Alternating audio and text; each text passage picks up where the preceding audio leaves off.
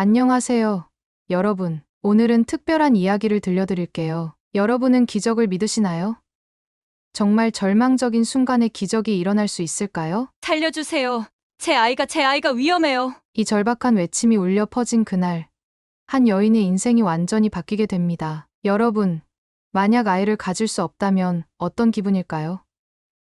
그리고 간절히 원하던 아이를 가졌다가 잃는다면 그 고통을 상상할 수 있으신가요? 오늘 들려드릴 이야기의 주인공 헤일리는 그 고통을 온몸으로 겪었습니다. 하지만 그녀의 이야기는 거기서 끝나지 않아요. 지구 반대편, 낯선 나라에서 그녀를 기다리고 있던 기적 같은 만남이 있었거든요. 헤일리의 이야기가 바로 그런 이야기예요. 이 아이는 단순한 생명이 아니에요. 이 아이는 기적이에요. 누가 이런 말을 했을까요?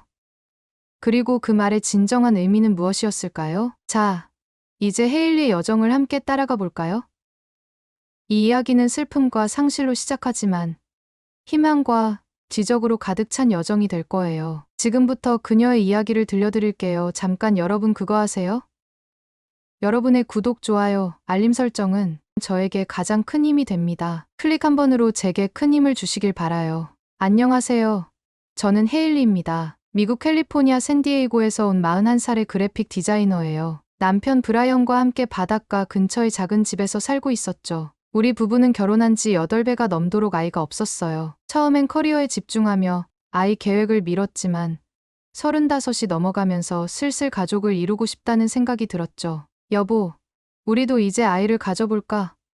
어느 날 저녁 식사 자리에서 제가 꺼낸 말에 브라이언은 환하게 웃으며 고개를 끄덕였어요. 그날부터 우리의 부모 되기 여정이 시작됐습니다. 하지만 생각처럼 쉽지 않았어요. 1년, 2년. 시간이 흘러도 좋은 소식은 들려오지 않았죠. 불임 클리닉을 찾아다니고 호르몬 주사를 맞고 체외 수정까지 시도했어요. 가족과 친구들은 너무 스트레스 받지 말라고 말했지만 매달 찾아오는 실패의 아픔은 말로 표현할 수 없을 정도로 컸어요. 그러던 3년째 되던 해 드디어 기적이 일어났습니다. 임신 테스트기에 두 줄이 선명하게 나타난 순간 저는 욕실 바닥에 주저앉아 엉엉 울었어요. 브라이언이 달려와 저를 껴안았죠. 우리는 그 작은 플라스틱 막대를 보며 한참을 웃고 울었습니다. 드디어 우리 가족이 늘어나는구나. 브라이언이 내 배를 조심스럽게 쓰다듬으며 말했어요. 그 후로 우리의 일상은 완전히 바뀌었죠. 아기 방을 꾸미고 이름을 고민하고 태교 음악을 틀어놓고 매일 아기에게 말을 걸었어요. 초음파 사진을 볼 때마다 눈물이 났습니다. 특히 16주 차에 성별이 여자아이라는 걸 알았을 때는 정말 기뻤어요. 엠마라는 이름을 지어주기로 했죠. 그런데 여러분,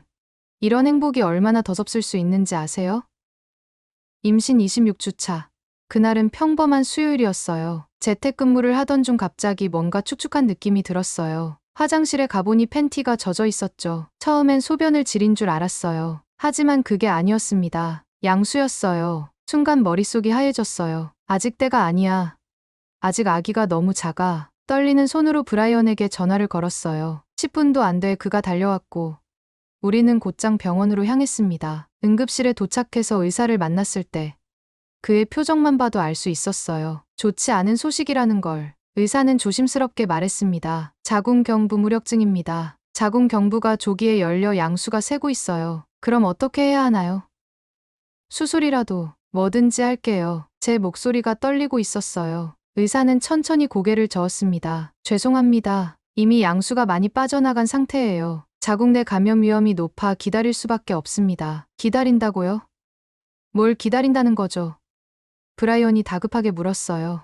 아기가 태어날 때까지요. 의사의 목소리가 작아졌습니다. 그 순간 제 세상이 무너져 내렸어요. 26주. 우리 엠마는 아직 살아남기에는 너무 작고 약했어요. 그날 밤 저는 병원 침대에 누워 계속해서 기도했습니다. 제발, 제발 우리 아이를 지켜주세요. 하지만 기적은 일어나지 않았어요. 이틀 후, 진통이 시작됐고 저는 어쩔 수 없이 우리 작은 엠마를 세상에 내보내야 했습니다. 그녀는 태어나자마자 우리 곁을 떠났어요. 간호사가 작은 담요에 쌓인 엠마를 건네줬을 때 저는 그녀의 완벽한 작은 손가락과 발가락을 보며 숨이 멎는 것 같았어요. 너무나 작고 연약했지만 그 어떤 것보다 사랑스러웠습니다. 안녕, 우리 엠마. 저는 떨리는 목소리로 속삭였어요. 브라이언은 저희 옆에 앉아 말없이 울고 있었습니다. 병원에서는 우리에게 엠마와 함께할 시간을 주었어요. 우리는 그녀를 안고 이야기하고 사진을 찍었습니다. 마지막 작별 인사를 하는 순간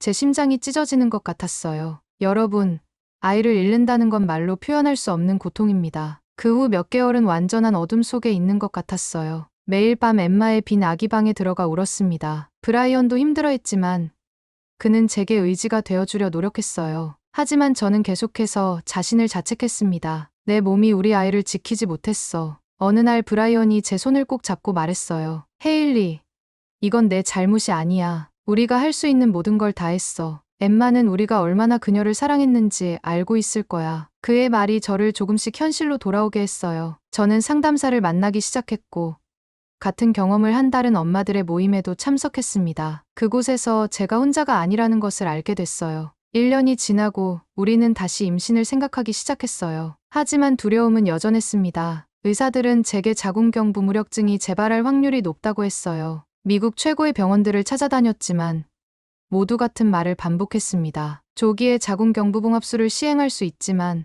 성공률은 보장할 수 없습니다. 그러던 어느 날 온라인 자조 모임에서 한 한국계 미국인 여성을 만났어요. 그녀는 저와 비슷한 경험을 했지만 한국의 한 병원에서 치료를 받고 건강한 아이를 낳았다고 했습니다. 한국의 한림대학교 강남 성심병원이에요. 자궁경부무력증 클리닉이 있는데 정말 대단해요. 저도 미국에서 포기하고 한국으로 갔었거든요. 저는 그날 밤 그 병원에 대해 모든 것을 찾아봤어요. 대학병원 중 유일하게 자궁경부무력증 클리닉을 운영하며 특별한 복식자궁경부봉합술이라는 수술법으로 높은 성공률을 자랑한다는 사실을 알게 됐습니다. 다음 날 아침, 저는 결심했어요. 브라이언에게 말했죠. 한국에 가볼래요. 우리에게 마지막 희망이 될 수도 있어요. 브라이언은 잠시 생각하더니 고개를 끄덕였어요. 가자. 우리가 할 수 있는 모든 걸 다 해보자. 그렇게 우리는 다시 임신을 시도했고 기적처럼 2달 만에 임신 테스트기에 2줄이 나타났어요. 이번에는 기쁨보다 두려움이 컸습니다. 하지만 한국으로 떠날 준비를 시작했어요. 12주차가 되었을 때 우리는 긴 비행기 여행을 감수하고 한국행 비행기에 올랐습니다. 비행기 창문 밖 구름을 보며 저는 조용히 기도했어요.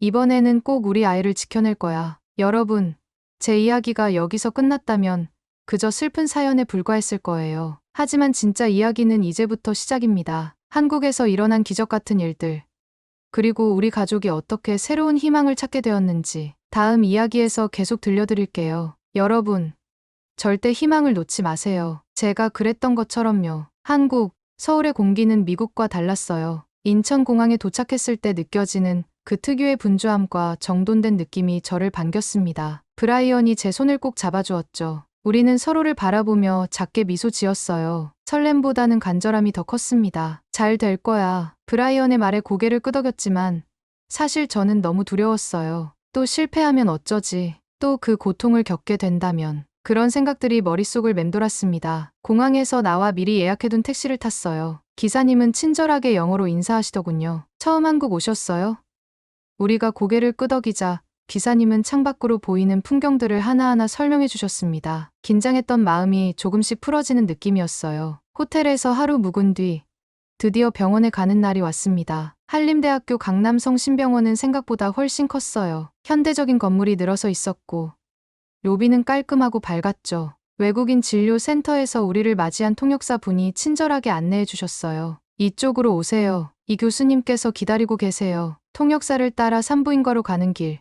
제 심장은 터질 듯이 뛰고 있었습니다. 브라이언이 내 어깨를 감싸며 용기를 주었어요. 진료실 문을 열고 들어가자 이 교수님이 따뜻한 미소로 우리를 맞아주셨습니다. 50대 초반으로 보이는 그분은 친절한 눈빛을 가지고 계셨어요. 멀리서 오시느라 고생 많으셨습니다. 헤일리 씨의 의무기록은 미리 다 검토했습니다. 통역사의 도움으로 저는 제 이야기를 처음부터 다시 들려드렸어요. 엠마를 잃었던 순간, 그 후의 고통, 그리고 새 생명에 대한 두려움과 희망까지. 이야기를 마치자 이 교수님은 진지한 표정으로 말씀하셨습니다. 헤일리 씨, 자궁경부무력증은 제가 20년 넘게 연구해온 분야입니다. 미국에서 받으셨던 진단은 정확해요. 하지만 치료 방법에는 차이가 있습니다. 교수님은 컴퓨터 화면을 돌려 저희에게 보여주셨어요. 자궁경부의 구조와 일반적인 봉합술, 그리고 그분이 개발하신 복식자궁경부봉합술의 차이점이었습니다. 일반적인 맥도널드 봉합술은 자궁경부 아래쪽만 묶는 방식인데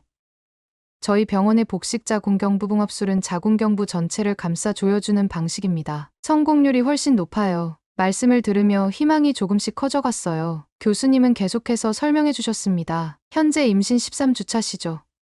지금이 수술하기 가장 좋은 시기입니다. 내일 입원하셔서 모든 검사를 마치고 모레 수술을 진행하는 것으로 하겠습니다. 브라이언이 물었어요. 수술 위험성은 어떤가요? 모든 수술에는 위험이 따르지만 이 수술은 산모와 태아 모두에게 안전한 편입니다. 물론 수술 후에는 일주일 정도 절대 안정이 필요하고 그 후로도 활동을 최소화해야 합니다. 그렇게 저는 다음날 입원했습니다. 한국 병원은 미국과 달랐어요. 다인실이 기본이었는데 저는 외국인이라 특별히 1인실을 쓸 수 있었죠. 간호사들은 영어를 잘 못하셨지만 번역기를 사용해가며 저를 챙겨주셨어요. 검사를 받는 동안 같은 병동의 한국 산모들을 만났습니다. 놀랍게도 그분들 중 많은 분이 저와 같은 자궁경부 무력증으로 고생하고 계셨어요. 한 분은 영어를 조금 하셨는데 그분이 저에게 말했습니다. 여기 이 교수님 정말 대단해요. 저도 아이 2번 잃었는데 여기서 수술받고 지금 셋째 임신 중이에요. 그 말을 들으니 갑자기 눈물이 났어요. 같은 아픔을 겪은 사람들이,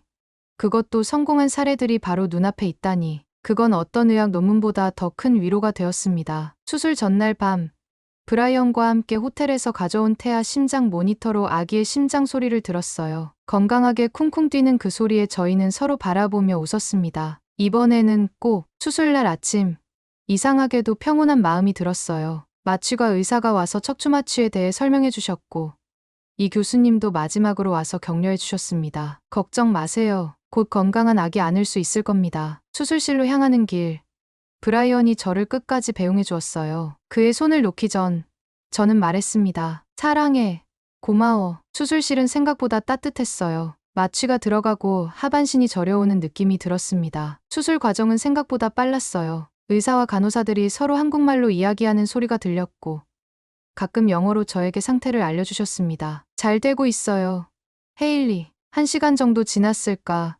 교수님이 밝은 목소리로 말씀하셨어요. 수술 성공적으로 끝났습니다. 이제 회복실로 가시겠습니다. 회복실에서 브라이언을 만났을 때 그의 눈에는 눈물이 고여 있었습니다. 교수님이 수술이 아주 잘 됐대. 자궁경부가 단단히 봉합됐대. 그날부터 저의 한국 생활이 시작됐어요. 일주일 동안 병원에 입원해 있으면서 저는 뜻밖의 경험을 했습니다. 한국의 병원 문화는 미국과 정말 달랐어요. 매일 아침 의사 회진이 있었고 간호사들은 정확한 시간에 약을 가져다 주셨죠. 가장 놀라웠던 건 병실 밖 복도에서 매일 열리는 산모 교실이었어요. 임신과 출산에 관한 교육을 하는 시간이었는데 비록 한국말이라 내용은 이해할 수 없었지만 그 분위기가 참 좋았습니다. 병실 옆자리의 한국 산모 박 씨는 제게 특별히 잘해주셨어요. 영어를 몰라도 따뜻한 미소와 손짓으로 대화했죠. 어느 날은 가족이 가져다 준 한국 과일들을 나눠주셨고 또 어느 날은 소고기 미역국을 건네주셨습니다. 한국에서는 산모가 미역국 먹어요. 좋아요. 통역기를 통해 그 말을 알아들었을 때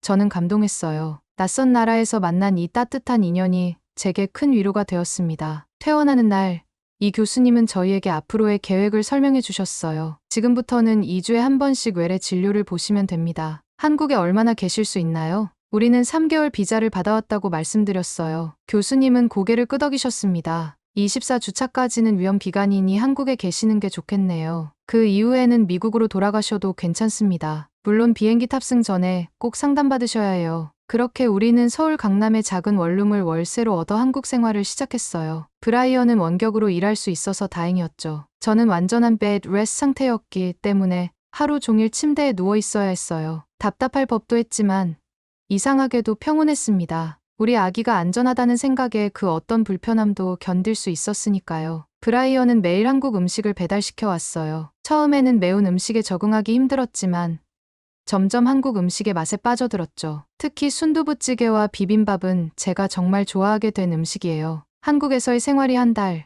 2달 지나면서 저는 조금씩 안정을 찾아갔어요. 매주 병원을 방문할 때마다 아기의 심장 소리를 듣는 건 세상에서 가장 행복한 순간이었습니다. 이 교수님은 매번 정말 잘 크고 있어요 라고 말씀해 주셨고 초음파 사진을 보여주시며 아기의 성장 과정을 설명해 주셨죠. 스물두 주차에 접어들면서 저는 드디어 침대에서 일어나 조금씩 활동할 수 있게 되었어요. 처음으로 브라이언과 함께 집 근처 카페에 갔을 때의 그 기쁨이란 마치 새장에서 풀려난 새처럼 느껴졌습니다. 그러나 행복도 잠시 26주차에 접어든 어느 밤이었어요. 잠에서 깨어났는데 이상한 느낌이 들었습니다. 화장실에 가보니 팬티에 조금 묻어있는 피를 발견했어요. 그 순간 온몸에 식은땀이 흘렀습니다. 이전에 엠마를 잃었던 그 순간이 떠올랐어요. 브라이언, 일어나. 병원에 가야 해. 떨리는 목소리로 남편을 깨웠습니다. 한밤중이었지만 우리는 곧바로 택시를 타고 병원 응급실로 향했어요. 다행히 병원에는 야간 당직 의사가 있었고 응급 초음파 검사를 받을 수 있었습니다. 봉합은 아직 잘 유지되고 있어요. 하지만 자궁 수축이 약간 있네요. 입원하셔서 지켜봐야겠습니다. 브라이언이 내 손을 꼭 잡아주었어요. 우리는 아무 말도 하지 않았지만 서로의 두려움을 느낄 수 있었죠. 제발 이번에는 아니길. 다음 날 아침 이 교수님이 회진 오셨을 때 그의 표정은 생각보다 심각해 보였어요. 헤일리 씨, 상태가 좋지 않네요. 자궁 경부가 약간 짧아졌어요. 조산의 위험이 있습니다. 그 말을 듣는 순간 온몸에 힘이 빠졌어요. 브라이언이 물었습니다. 어떻게 해야 하나요? 일단 자궁 수축 억제제를 투여하고 태아폐 성숙을 위한 스테로이드 주사도 맞으셔야 합니다. 그리고 절대 안정이 필요해요. 그날부터 저는 병실 침대에 완전히 누워만 있어야 했어요. 화장실 가는 것조차 허락되지 않았죠. 매 시간마다 간호사가 와서 태아 심박수를 체크했고 4시간마다 주사를 맞았습니다. 고통스러웠지만 아기를 지키기 위해서라면 어떤 것도 참을 수 있었어요. 이틀째 되는 날 갑자기 강한 수축이 느껴졌어요. 진통인지 확신할 수 없었지만 너무 아팠습니다. 간호사를 불렀고 곧 의사가 달려왔어요. 조기 진통이 시작됐습니다. 더 강한 약물을 투여해야겠어요. 약물이 주입되자 온몸이 떨렸어요. 심장이 빨리 뛰고 손이 저리는 부작용이 나타났지만 다행히 진통은 멈추었습니다. 그날 밤 브라이언은 병실에서 저와 함께 밤을 새웠어요. 쪼그려 앉아 내 손을 잡고 있는 그의 모습에 미안함과 고마움이 교차했습니다. 미안해. 힘들게 해서. 무슨 소리야. 우리 아이를 위한 거잖아. 넌 정말 강한 사람이야. 헤일리. 그의 말에 가슴이 뭉클해졌어요. 미국에서 엠마를 잃었을 때 저는 완전히 무너져 내렸지만 이번에는 달랐습니다. 두려움은 있지만 이상하게 강한 믿음이 있었어요. 우리가 이 시련을 이겨낼 수 있다는. 일주일이 지나고 상태가 조금 안정되었지만 여전히 위험한 상황이었어요. 이 교수님은 매일 와서 저를 격려해 주셨습니다. 28주를 넘기면 생존율이 크게 높아져요. 조금만 더 견뎌보세요. 그 말씀대로 저는 하루하루를 버텼습니다. 침대에 누워 천장만 바라보는 일상이 때로는 너무 지루했지만 태동이 느껴질 때마다 새로운 힘이 솟아났어요. 종종 병실을 찾아오는 박씨 산모는 제게 계속해서 한국 음식을 가져다 주었고 브라이언은 제가 심심하지 않도록 책과 영화를 준비해왔습니다. 29주차에 접어들었을 때 이 교수님이 아주 좋은 소식을 가져오셨어요. 검사 결과가 정말 좋습니다. 자궁 경부가 다시 안정되었어요. 이제 산모병동으로 옮겨도 될 것 같네요. 그 말은 위급한 고비를 넘겼다는 뜻이었어요.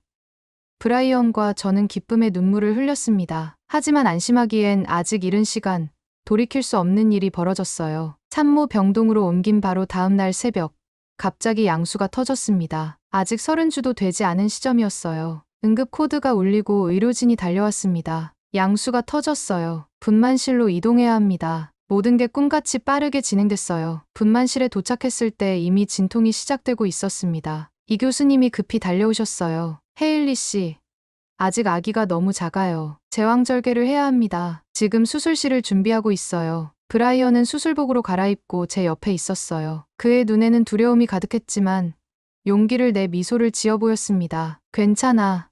우리 둘 다 괜찮을 거야. 저는 그저 고개를 끄덕일 뿐이었어요. 마취제가 들어가고 의식이 흐려질 때 마지막으로 든 생각은 제발 우리 아기가 살아있게 해주세요였습니다. 다음 기억은 회복실에서의 일이에요. 희미한 의식 속에서 브라이언의 목소리가 들렸습니다. 헤일리, 우리 딸이야. 정말 작지만 살아있어. 신생아 중 환자실에 있어. 그 말을 듣는 순간 모든 고통이 사라지는 것 같았어요. 우리 아기가 살아있다니. 엠마처럼 품에 안지도 못한 채 보내지 않아도 된다니. 회복 후 처음으로 신생아 중 환자실에 갔을 때의 느낌은 말로 표현할 수 없어요. 손바닥만 한 작은 아기가 인큐베이터 안에 누워 있었습니다. 온갖 선들이 그 작은 몸에 연결되어 있었어요. 체중은 고작 1300g. 안녕, 소피아. 유리창 너머로 속삭였어요. 그게 우리가 정한 이름이었습니다. 소피아는 지혜라는 뜻인데 이 작은 생명이 우리에게 가르쳐준 인내와 희망의 지혜를 생각하며 지은 이름이었죠. 의사들은 소피아가 미숙아였기 때문에 여러 합병증의 위험이 있다고 했어요. 폐가 미숙하고 면역력도 약했죠. 하지만 놀랍게도 소피아는 강했습니다. 매일매일 조금씩 나아졌어요. 처음으로 제 손가락을 잡았을 때, 처음으로 직접 모유를 먹였을 때, 그 순간들은 평생 잊지 못할 거예요. 소피아가 인큐베이터에서 생활한 지 한 달이 지났어요. 매일 아침 저녁으로 신생아 중환자실을 찾아가는 것이 저희의 일상이 되었습니다. 처음에는 너무 작고 약해 보여서 만지기도 두려웠지만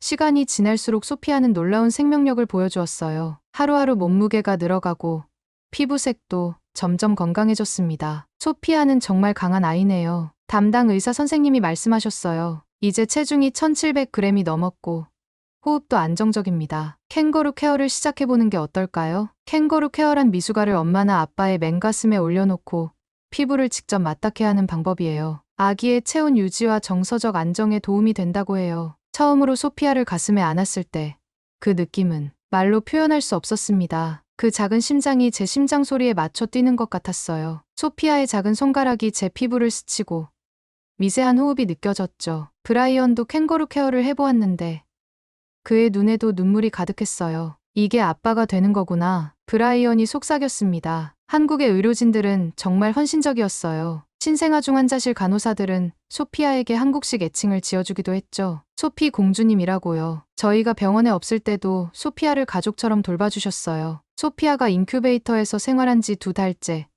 의사 선생님이 좋은 소식을 전해주셨습니다. 이제 소피아는 인큐베이터 없이 지낼 수 있을 것 같아요. 체중도 2500g이 넘었고 모든 수치가 안정적입니다. 곧 퇴원할 수 있을 거예요. 정말 믿기지 않았어요. 처음 소피아를 봤을 때는 이날이 올 거라고 상상도 못했거든요. 그날 저녁 브라이언과 저는 호텔 방에서 샴페인을 터뜨리며 조용히 축하했습니다. 우리가 해냈어.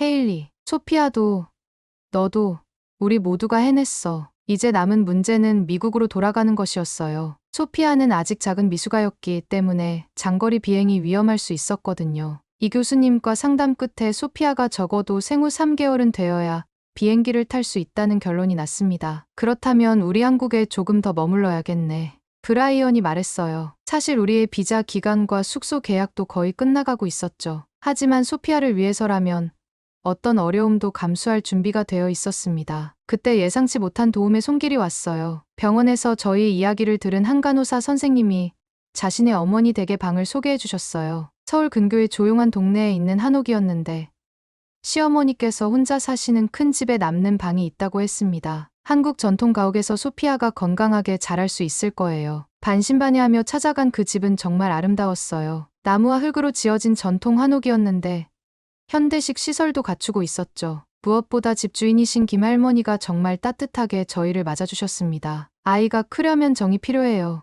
이모가 많이 도와줄게. 할머니는 저희를 이모라고 부르라 하셨어요. 처음에는 의사소통이 걱정됐지만 번역기 앱과 김할머니의 손짓, 그리고 점점 늘어가는 저희 한국어 실력으로 어느새 가족처럼 지내게 되었습니다. 드디어 소피아가 퇴원하는 날이 왔어요. 병원에서는 작은 축하 행사까지 열어주셨습니다. 이 교수님과 간호사들이 모여 소피아의 퇴원을 축하해 주셨죠. 소피 공주님, 건강하게 자라렴.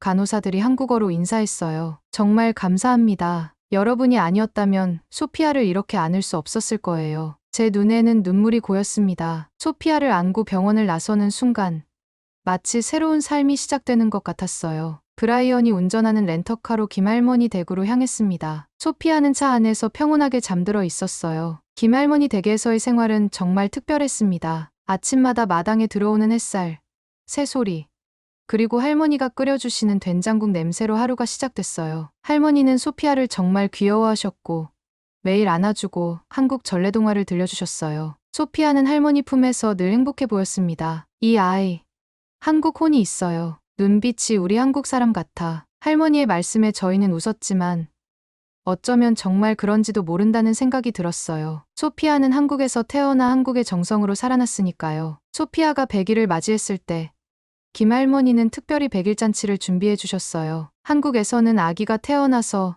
100일을 맞이하면 특별한 의식을 한다고 하셨죠. 붉은 떡을 이웃에게 나눠주고 아기의 건강과 장수를 기원하는 자리였습니다. 할머니가 소피아에게 색색의 전통 한복을 입혀주셨어요. 작은 소피아가 한복을 입은 모습은 정말 인형 같았습니다. 동네 이웃들이 모두 모여 소피아의 100일을 축하해 주셨어요. 저희는 비록 말은 통하지 않았지만 그분들의 따뜻한 마음만은 충분히 느낄 수 있었습니다. 소피아가 생후 넉 달이 되었을 때 의사 선생님은 이제 비행기 여행을 해도 괜찮다고 말씀해 주셨어요. 드디어 미국으로 돌아갈 시간이 온 거죠. 정든 한국을 떠나려니 마음이 아팠습니다. 특히 김할머니와 헤어지는 건 정말 슬펐어요. 할머니, 정말 감사드립니다. 소피아가 크면 할머니에 대한 이야기를 많이 들려줄게요. 잊지 말고 자주 연락해. 소피아 사진도 많이 보내줘요. 할머니는 손수 지은 한복 3벌과 소피아를 위한 전통 베개를 선물해 주셨어요. 그리고 저희를 위해 직접 만든 한국 부적도요. 건강과 행운을 빌어주는 부적이라고 하셨습니다. 떠나기 전날 밤, 이 교수님도 저희를 찾아오셨어요. 교수님은 소피아를 마지막으로 진찰해 주시고 미국에서도 꾸준히 건강 체크를 받아야 한다고 당부하셨습니다. 헤일리 씨, 소피아는 정말 기적의 아이예요. 나중에 크면 꼭 한국에 다시 데려오세요. 그때는 자기 발로 걸어서 만나러 오게 될 거예요. 미국으로 돌아가는 비행기 안에서 저는 창밖으로 멀어지는 한국 땅을 바라보며 깊은 감사함을 느꼈습니다. 이 나라가 아니었다면, 이곳의 의료진이 아니었다면, 김할머니가 아니었다면 지금 제 품에 안겨 평온하게 자고 있는 소피아는 없었을 거예요. 샌디에이고에 도착했을 때 가족들이 모두 공항에 나와 있었습니다. 소피아의 할아버지, 할머니, 이모, 삼촌들 모두가 처음 만나는 소피아를 보며 눈물을 흘렸어요. 그들에게 저희 한국 이야기를 들려주었죠. 자궁경부 무력증으로 첫 아이를 잃었던 일, 한국에서 만난 놀라운 의사들, 따뜻한 김할머니, 그리고 기적처럼 태어난 소피아까지. 지금 소피아는 5살이 되었어요. 건강하게 자라서 이제는 유치원도 다니고 있습니다. 매년 소피아의 생일에는 꼭 한국식 미역국을 끓여주고 소피아에게 그녀의 탄생 이야기를 들려줍니다. 한국에서 찍은 사진들을 보여주며 그곳에서 얼마나 많은 사람들이 그녀를 위해 기도하고 노력했는지 이야기해줘요. 김할머니와는 지금도 영상통화로 자주 연락하고 있어요. 할머니는 화면 속 자라는 소피아를 보며 항상 기뻐하십니다. 우리 소피 공주님, 많이 컸네. 작년에는 저희 가족이 한국을 다시 방문했어요. 소피아를 데리고 이 교수님을 찾아갔죠. 교수님은 소피아를 보자 환하게 웃으셨습니다. 정말 건강하게 잘 자랐네요. 봐요. 이렇게 다시 만나게 될 줄 알았어요. 한림대학교 강남성심병원에 들어서니 많은 기억이 물밀듯이 밀려왔어요. 그곳에서 저는 작은 기부도 했습니다. 자궁경부무력증으로 고통받는 다른 산모들을 위해 써달라고요. 병원에서는 감사의 표시로 작은 명패를 만들어주셨어요. 소피아의 희망이라는 이름으로요. 김할머니 댁에 다시 방문했을 때 할머니는 소피아를 보자마자 눈물을 흘리셨어요. 소피아는 비록 한국말을 잘하지 못했지만 할머니에게 달려가 안겼습니다. 마치 오래된 인연을 기억하는 것 같았어요. 여러분, 제 이야기는 여기서 끝이 납니다. 때로는 가장 어두운 순간이 지나야 빛을 볼 수 있는 것 같아요. 저는 엠마를 잃은 슬픔 속에서 소피아라는 기적을 만났습니다. 그리고 낯선 나라에서 예상치 못한 따뜻함과 사랑을 경험했어요. 혹시 지금 절망 속에 계신 분이 있다면 희망을 놓지 마세요. 저도 그랬듯이 여러분의 인생에도 작은 기적이 기다리고 있을 테니까요. 그리고 가끔은 그 기적을 찾기 위해 멀리 떠나야 할 수도 있어요. 하지만 그 여정이 끝나면 여러분은 더 강해진 자신을 발견하게 될 거예요. 소피아는 지금도 종종 묻습니다. 엄마, 나 언제 한국 다시 갈 거야? 할머니 보고 싶어. 그럴 때마다 저는 약속해요. 곧 갈 거야. 소피아, 너의 2번째 고향으로. 그리고 정말로 우리는 곧 다시 한국을 방문할 계획이에요. 이번에는 소피아의 여동생인 한나도 함께요. 네. 저는 2번째 아이도 건강하게 출산했답니다. 한나는 미국에서 태어났지만 언젠가 언니가 태어난 나라를 꼭 보여주고 싶어요. 오늘의 이야기는 여기까지입니다. 오늘의 사연이 마음에 드셨다면 구독, 좋아요 부탁드리겠습니다. 소중한 시간 긴 이야기 끝까지 들어주셔서 진심으로 감사합니다. 앞으로도 더 좋은 사연으로 여러분을 찾아오겠습니다. 시청해주셔서 감사합니다. 선생님, 정말 다른 방법이 없는 건가요? 영국 맨체스터 종합병원 복도에서 들려오는 젬마 허드슨의 목소리는 절망으로 가득 차 있었습니다. 하얀 가운을 입은 의사는 무거운 표정으로 고개를 저었습니다. 안타깝게도 그렇습니다. 허드슨 부인 마일리의 간은 빠르게 기능을 잃고 있어요. 우리가 할 수 있는 최선을 다했지만 그 말을 들은 젬마의 손에서 커피 잔이 떨어져 바닥에 산산조각 났습니다. 누군가 그 모습을 유리창 너머로 지켜보고 있었습니다. 간호사 수리는 매일 이런 장면을 목격했지만 오늘따라 마음이 더 아팠습니다. 마일리는 태어난 지 겨우 일주일 된 신생아였기 때문입니다. 이런 어린 아이에게 어떻게 이런 일이... 수리가 옆 동료에게 말했습니다. 세계 어디에도 이 아이를 살릴 방법이 정말 없을까? 이것은 절망 속에서 기적을 찾아 나선 한 가족의 이야기입니다. 15만 킬로미터 떨어진 낯선 나라까지 아이를 살리기 위해 지구 반대편으로 떠난 부모와 그들을 맞이한 의료진들의 사투. 오늘 들려드릴 이야기는 단순한 의학적 기적이 아닌 국경을 넘은 인간애와 희망에 관한 진실한 기록입니다. 누구나 한 번쯤 기적을 꿈꾸지만 그 기적을 찾아 나서는 것은 또 다른 문제죠. 지금부터 마일리 허드슨의 놀라운 여정을 함께 따라가 보시겠습니다. 잠깐 여러분 그거 아세요? 여러분의 구독, 좋아요, 알림 설정은 저에게 가장 큰 힘이 됩니다. 클릭 한 번으로 제게 큰 힘을 주시길 바라요. 영국의 작은 도시 맨체스터에서 봄꽃이 피던 4월의 어느 날, 젬마와 루크 허드슨 부부에게 소중한 아이가 태어났습니다. 부부는 그 아이의 이름을 마일리라 지었고 마일리의 첫 울음소리에 가슴이 벅차올랐습니다. 우리 마일리는 정말 예쁘네요. 당신을 닮아서 그런가 봐요. 루크가 젬마의 손을 잡으며 속삭였습니다. 젬마는 지친 몸이었지만 행복한 미소를 지었습니다. 출산 후 첫 이틀은 모든 것이 꿈 같았습니다. 마일리는 건강해 보였고 모유도 잘 먹었으며 밤에도 비교적 순한 편이었습니다. 하지만 생후 6일째 되던 날 모든 것이 바뀌었습니다. 젬마가 아침에 일어나 마일리를 확인했을 때 아이의 피부색이 이상하게 노랗게 변해 있었습니다. 그리고 호흡이 불규칙했습니다. 루크, 빨리 와봐요.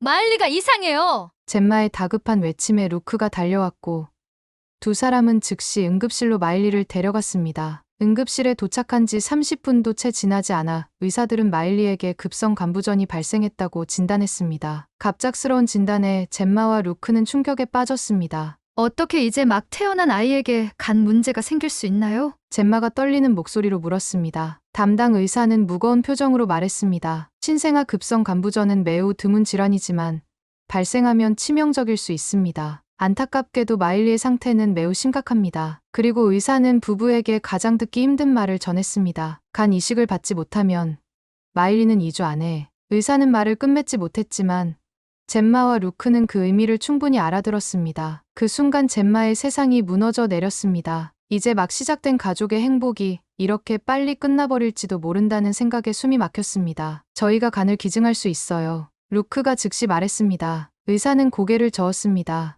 신생아에게는 성인의 간을 온전히 이식하기 어렵습니다. 크기가 맞지 않고 신생아의 몸은 그만큼 큰 장기를 감당할 수 없어요. 부분 이식도 가능하지만 신생아 간 이식은 매우 복잡하고 위험합니다. 집으로 돌아온 젬마와 루크는 밤새 잠을 이루지 못했습니다. 젬마는 인터넷을 뒤지며 신생아 간 이식에 대한 정보를 찾아보았습니다. 대부분의 자료는 희망적이지 않았습니다. 영국 내 신생아 간 이식 성공률은 50%에도 미치지 못했고 대기자 명단은 길었습니다. 이대로는 안 돼요. 젬마는 결심했습니다. 그녀는 소셜미디어와 온라인 커뮤니티에 마일리의 사연을 공유하기 시작했습니다. 간 이식에 성공한 사례를 찾아보며 희망의 끈을 놓지 않았습니다. 그러던 중 젬마는 한 블로그에서 중요한 정보를 발견했습니다. 한국이 생체 간 이식 분야에서 세계 최고 수준이라는 글이었습니다. 특히 서울대병원과 아산병원은 신생아 간 이식 성공률이 80%가 넘는다고 했습니다. 루크, 이것 봐요. 젬마가 남편을 불렀습니다. 한국에서는 신생아 간 이식을 성공적으로 하고 있대요. 루크는 회의적이었습니다. 한국이라고. 하지만 그건 너무 멀잖아요. 게다가 마일리의 상태가. 다른 선택이 없어요. 젬마의 눈빛은 결연했습니다. 우리 아이를 살릴 수 있다면 지구 반대편이라도 가야 해요. 다음 날 젬마는 마일리의 담당 의사를 찾아가 한국 의료진과 상담할 수 있는지 물었습니다. 의사는 처음에는 난색을 표했지만 마일리의 상태가 급속도로 악화되고 있다는 것을 알고 있었기에 협조하기로 했습니다. 화상 회의를 통해 한국 서울대병원의 간 이식 전문의와 상담한 젬마와 루크는 한 줄기 희망을 발견했습니다. 한국 의사는 자신감 있게 말했습니다. 마일리의 상태는 분명 심각하지만 저희 병원에서는 비슷한 케이스를 여러 번 성공적으로 치료했습니다. 가능한 한 빨리 한국으로 오신다면 희망이 있습니다. 젬마와 루크는 그 자리에서 결정을 내렸습니다. 그들은 마일리를 살리기 위해 한국으로 가기로 했습니다. 물론 걱정이 없지 않았습니다. 긴 비행시간, 언어 장벽, 그리고 무엇보다 마일리의 상태가 비행 중에 악화될 수 있다는 두려움이 있었습니다. 하지만 젬마는 기도했습니다. 기적이 필요하다면 그 기적을 찾아 나서야 해요. 우리 마일리를 위해서라면. 결국 영국 의료진과의 수차례 협의 끝에 마일리의 한국 이송이 결정되었습니다. 마일리의 상태가 나날이 악화되어 일반 항공편으로는 이동이 불가능했기에 항공의료팀을 통한 긴급 후송이 준비되었습니다. 모든 준비가 끝났습니다. 내일 아침 6시에 출발할 예정입니다. 의료진의 말에 젬마는 가슴이 철렁 내려앉았습니다. 이제 정말 한국으로 가는 것이었습니다. 다음 날 아침, 의료팀은 특수 장비를 갖춘 항공기에 마일리를 실었습니다. 젬마는 아이의 작은 손을 꼭 잡고 비행기에 올랐습니다. 루크는 급히 짐을 정리해 이틀 후 따라오기로 했습니다. 마일리야, 엄마가 꼭 지켜줄게. 젬마는 산소 마스크를 쓴 아이의 이마에 입맞춤하며 속삭였습니다. 12시간이 넘는 긴 비행 동안 젬마는 한시도 마일리 곁을 떠나지 않았습니다. 의료진은 마일리의 상태를 지속적으로 체크했고 다행히 상태는 안정적으로 유지되었습니다. 마침내 인천공항에 도착했을 때 이미 서울대병원에서 파견된 응급팀이 기다리고 있었습니다. 사전에 모든 입국 절차가 간소화되어 있어 마일리는 곧바로 응급차에 실려 서울로 향했습니다. 어서 오셨습니다. 허드슨 씨. 서울대병원 간 이식 전문팀의 김준호 교수가 젬마를 맞이했습니다. 걱정 마세요. 마일리를 위해 최선을 다하겠습니다. 서울대병원의 의료진은 즉시 마일리의 상태를 점검하기 시작했습니다. 다양한 검사와 진단이 빠르게 이루어졌고 젬마는 그들의 전문성과 효율성에 놀랐습니다. 마일리의 상태는 매우 위중합니다만 다행히 아직 이식 수술이 가능한 상태입니다. 김 교수의 말에 젬마는 안도의 한숨을 내쉬었습니다. 의료팀은 즉시 적합한 간 기증자 찾기에 나섰습니다. 한국에서는 생체 부분 간 이식이 활발하게 이루어지고 있어 성인의 간 일부를 신생아에게 이식하는 기술이 매우 발달해 있었습니다. 영국에서는 불가능하다고 했던 이식이 여기서는 가능한가요? 젬마가 물었습니다. 네. 저희 병원은 연간 100건이 넘는 소아간 이식을 수행하고 있으며 신생아 이식도 여러 차례 성공한 경험이 있습니다. 마일리에게 맞는 크기의 간을 이식하는 것은 충분히 가능합니다. 김 교수의 확신에 찬 목소리에 젬마는 눈물을 흘렸습니다. 그리고 기적처럼 도착한 지 3일 만에 마일리에게 적합한 간 기증자가 나타났습니다. 서울대병원 장기이식센터에서 간 이식을 담당하는 김 교수가 젬마와 루크에게 신중히 설명했습니다. 기쁜 소식을 전해드리게 되어 다행입니다. 마일리에게 적합한 간 기증자가 확인되었습니다. 젬마는 눈을 크게 뜨고 물었습니다. 정말인가요? 그런데 마일리처럼 작은 아이에게 맞는 간이 어떻게? 김 교수는 조심스럽게 답했습니다. 간 이식의 경우 신생아에게 성인의 간 전체를 이식할 수는 없습니다. 대신 성인의 간 일부를 절제하여 신생아에게 맞도록 이식하는 방법을 사용합니다. 특히 성인의 간 좌엽은 상대적으로 작아서 신생아에게 적합할 수 있습니다. 젬마는 의아해하며 다시 물었습니다. 그렇다면 기증자도 꼭 체격이 작은 사람이어야 하나요? 김 교수는 고개를 끄덕였습니다. 맞습니다. 이번 경우는 체격이 작은 청년이었습니다. 불의의 사고로 뇌사 상태가 되어 가족의 동의를 받아 간 일부를 기증하기로 결정된 겁니다. 신생아에게 맞는 크기로 절제하여 이식할 예정입니다. 젬마는 그 말을 듣고 한동안 아무 말도 할 수 없었습니다. 생명을 나눈 기적 같은 소식이었지만 그 뒤에 감춰진 이야기를 생각하니 감사와 슬픔이 동시에 밀려왔습니다. 그분과 가족의 뜻을 깊이 감사히 여기겠습니다. 김 교수는 젬마와 루크에게 진심을 담아 말했습니다. 그분의 가족도 생명을 살리는 일이기를 간절히 바랐습니다. 우리도 최선을 다해 수술에 임하겠습니다. 수술 전날 밤 젬마와 루크는 병실 창가에 앉아 조용히 기도했습니다. 그분의 선의와 가족의 결정을 평생 잊지 않겠습니다. 마일리가 건강하게 자라서 그 뜻을 이어가는 사람이 되도록 키울게요. 수술 전날 밤 김 교수와 의료팀은 젬마에게 수술 과정과 회복 절차에 대해 자세히 설명했습니다. 수술 시간은 약 8시간에서 10시간 정도 소요될 것으로 예상됩니다. 마일리의 몸이 작기 때문에 매우 섬세한 수술이 될 것입니다. 하지만 저희 팀은 이런 수술에 충분한 경험이 있으니 걱정하지 마세요. 젬마는 그날 밤 병원 예배실에서 기도했습니다. 루크도 도착해 그녀의 곁을 지켰습니다. 여기까지 온 것 자체가 기적이에요. 루크가 젬마의 어깨를 감싸며 말했습니다. 이른 아침, 마일리는 수술실로 향했습니다. 젬마는 마지막으로 아이에게 키스하며 속삭였습니다. 엄마가 기다리고 있을게.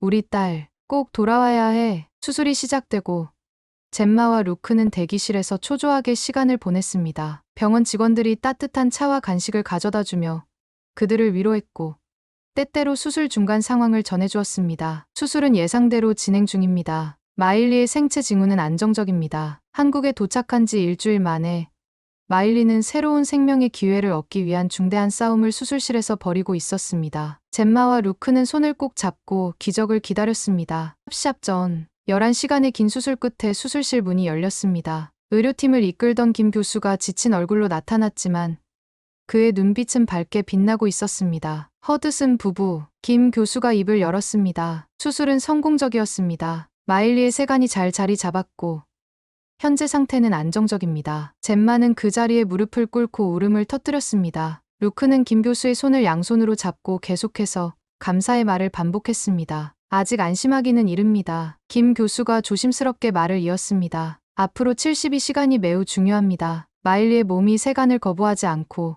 잘 받아들이는지 지켜봐야 합니다. 마일리는 집중 치료실로 옮겨졌고 젬마와 루크는 특별 허가를 받아 번갈아가며 아이 곁을 지켰습니다. 작은 몸에 여러 관이 연결되어 있는 마일리를 보는 것은 가슴 아픈 일이었지만 그녀의 피부색이 조금씩 정상으로 돌아오고 있다는 사실에 희망을 품었습니다. 보세요, 루크. 젬마가 속삭였습니다. 마일리의 황달이 조금씩 사라지고 있어요. 첫 72시간이 지난 후 의료진은 마일리의 상태가 예상보다 빠르게 좋아지고 있다는 기쁜 소식을 전했습니다. 세간이 제대로 기능하기 시작했고 혈액 검사 결과도 점점 개선되고 있었습니다. 일주일이 지나자 마일리는 일반 병실로 옮겨졌고 젬마는 처음으로 아이를 안아볼 수 있었습니다. 그 순간의 감동은 말로 표현할 수 없었습니다. 우리 딸, 정말 용감했어. 젬마는 마일리의 작은 몸을 조심스럽게 안으며 속삭였습니다. 마일리는 마치 엄마의 말을 이해한 듯 작은 손으로 젬마의 손가락을 꼭 쥐었습니다. 한국 병원의 시스템은 젬마와 루크에게 놀라움 그 자체였습니다. 영국 병원에서는 간단한 경과만 듣곤 했지만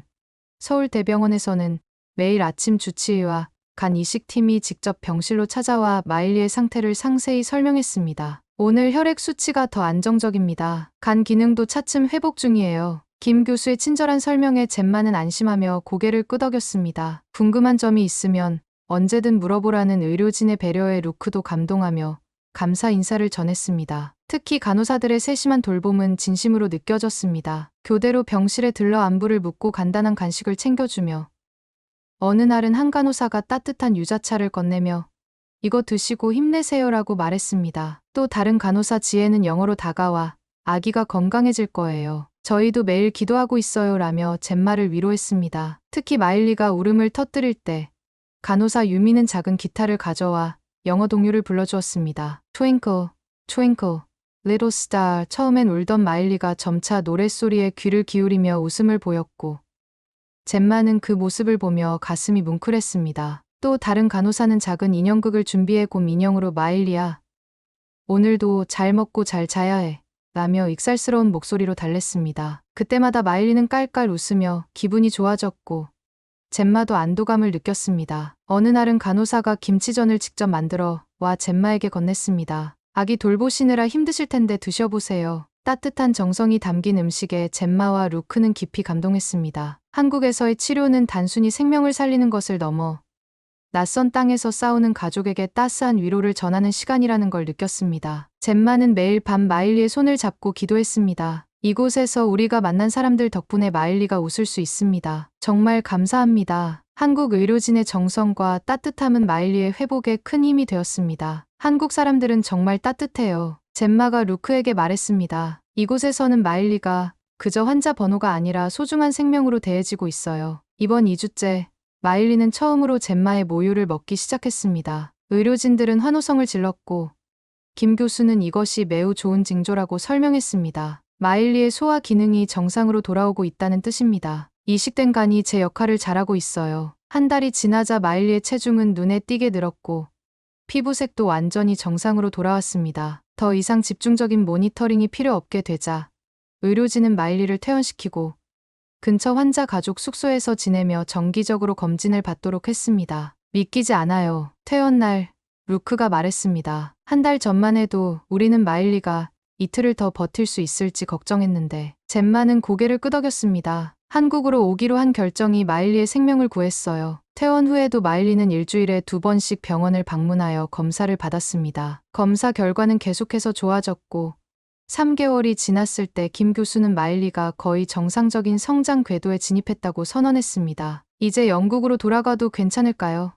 젬마가 물었습니다. 아직은 좀 더 지켜보는 것이 좋겠습니다. 김 교수는 신중하게 답했습니다. 적어도 수술 후 6개월은 정기적인 검진이 필요합니다. 그리고 영국의 담당 의사와도 협의가 필요하고요. 젬마와 루크는 한국에서의 생활을 연장하기로 했습니다. 루크는 일시적으로 영국으로 돌아가 업무를 정리하고 집을 정리한 후 다시 한국으로 왔습니다. 그들은 병원 근처의 작은 아파트를 임대했고 서서히 한국 생활에 적응해 나갔습니다. 수술 후 5개월째 김 교수는 마일리의 최종 검사 결과를 보며 환하게 웃었습니다. 놀라운 회복력이군요. 마일리의 간 기능은 거의 완벽하게 정상입니다. 저희 병원에서 본 신생아 간 이식 중 가장 성공적인 사례 중 하나가 될 것 같습니다. 젬마와 루크는 그 소식에 서로를 꼭 껴안았습니다. 마일리는 그들의 품에서 방긋 웃으며 작은 손을 흔들었습니다. 수술 후 6개월이 지나자 김 교수는 마침내 마일리가 영국으로 돌아가도 좋다는 최종 판단을 내렸습니다. 물론 정기적인 검진은 계속해야 했지만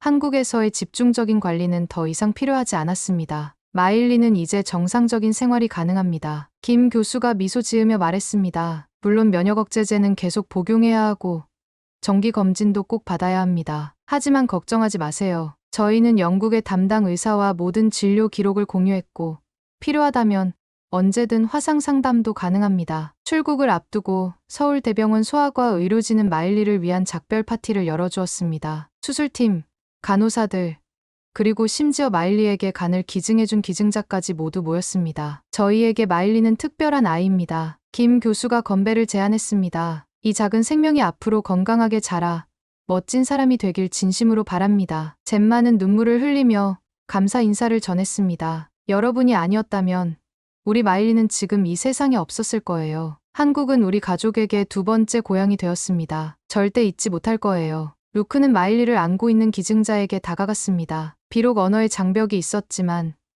그의 마음은 충분히 전해졌습니다. 루크는 깊이 고개를 숙여 감사를 표했고 기증자는 따뜻한 미소로 대답했습니다. 당신의 용기와 선의가 우리 딸에게 새 생명을 주었습니다. 평생 감사할 것입니다. 2023년 3월 마일리는 부모와 함께 영국으로 돌아왔습니다. 한국에서의 생활은 무려 9개월이나 지속되었고 그 기간 동안 젬마와 루크는 인생에서 가장 깊은 절망과 가장 큰 기쁨을 동시에 경험했습니다. 영국에 도착한 날, 공항에는 그들의 가족과 친구들이 기다리고 있었습니다. 모두가 기적의 아이 마일리를 보기 위해 모였습니다. 사람들은 마일리의 건강한 모습에 놀라워했고 한국 의료진의 전문성에 감탄했습니다. 내 손주가 이렇게 건강한 모습으로 돌아올 줄 몰랐어. 젬마의 어머니가 마일리를 안으며 눈물을 흘렸습니다. 정말 기적이구나. 집으로 돌아온 후 젬마와 루크는 마일리의 이야기를 소셜미디어에 공유하기 시작했습니다. 그들은 한국에서의 경험, 의료진의 전문성,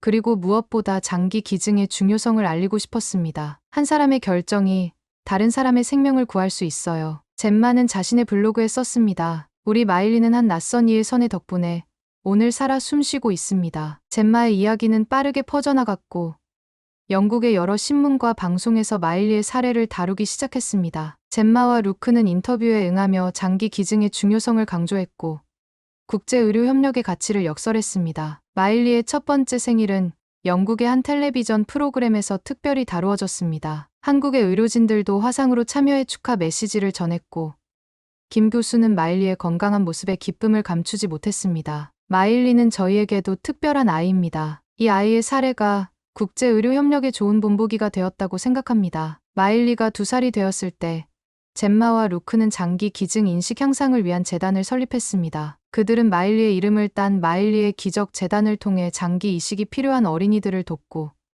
장기 기증에 대한 인식을 높이는 활동을 시작했습니다. 마일리가 3살이 되던 해 젬마와 루크는 마일리를 데리고 다시 한국을 방문했습니다. 서울대병원의 의료진들은 건강하게 자란 마일리를 보며 기뻐했고 김 교수는 감격의 눈물을 감추지 못했습니다. 지난번 봤을 때는 작은 아기였는데 이제는 이렇게 활발하고 건강한 아이가 되었군요. 마일리는 이제 보통 아이들처럼 뛰어놀고 웃고 울 수 있게 되었습니다. 물론 평생 조심해야 할 부분이 있고 정기적인 검진도 받아야 하지만 그녀의 삶은 기적 그 자체였습니다. 검진을 무사히 마친 후 젬마와 루크는 마일리와 함께 한국에서 특별한 여행을 계획했습니다. 이번에는 치료가 아니라 여행이니까 더 많은 곳을 가보자.